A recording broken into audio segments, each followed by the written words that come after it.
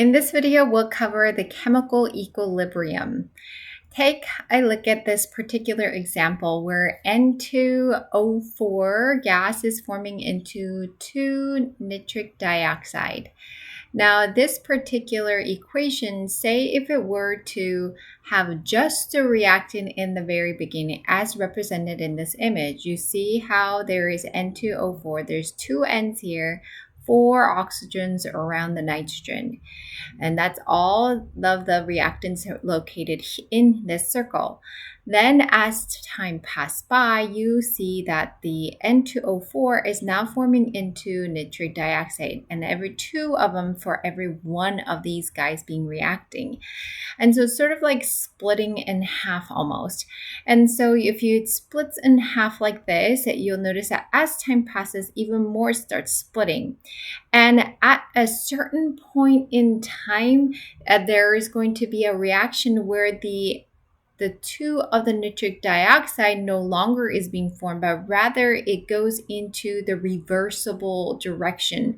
So this right here, this double arrow symbol is considered to be an equilibrium symbol, and it has the ability to go forward and the reverse. So let me give you a particular definition, and that definition is as follows.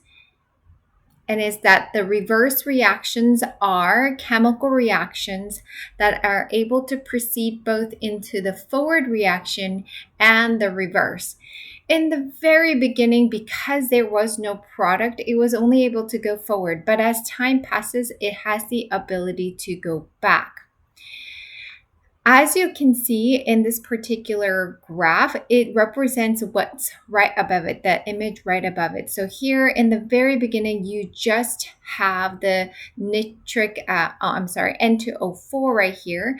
And then that starts diminishing, meaning the reactant is being utilized as a product is being formed.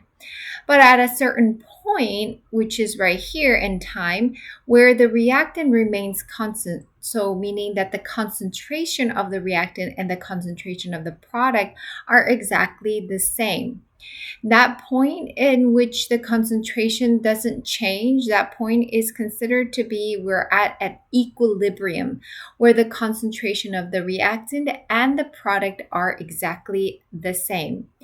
At that point, what's happening is the reactant is forming into a product. But at the same time, the product is forming into a reactant, and it's happening at the exact same rate. As you can see, here is the rate of the product, and this is the rate of the reactant. It's starting to slow down for the reactant, and it's starting to speed up for the product, but eventually they meet at a certain point, and that point is at equilibrium. So at equilibrium, we can say the rate of the forward reaction also equal to the rate of the reverse reaction. It doesn't stay intact, meaning that it's not a static equilibrium, but rather a dynamic equilibrium, which means that it is going, it is moving. There is a constant movement of the reactant and the product forming, but the product at the same time is forming into a reactant. And at that point, we consider not just equilibrium, but a dynamic equilibrium. Something to note here, as you might have seen in a different video, that the rate law for the forward and the reverse reaction is as follows. So rate of the forward, or F representing forward, you have the rate constant multiplied by the concentration of the reactant. Where in the reverse reaction, you have the rate of R representing reverse is equal to rate constant of R, and then it has N2O2 concentration because it's going into the reverse reaction. At equilibrium, what's happening is the rate of the forward reaction is going to equal to rate of the reverse reaction.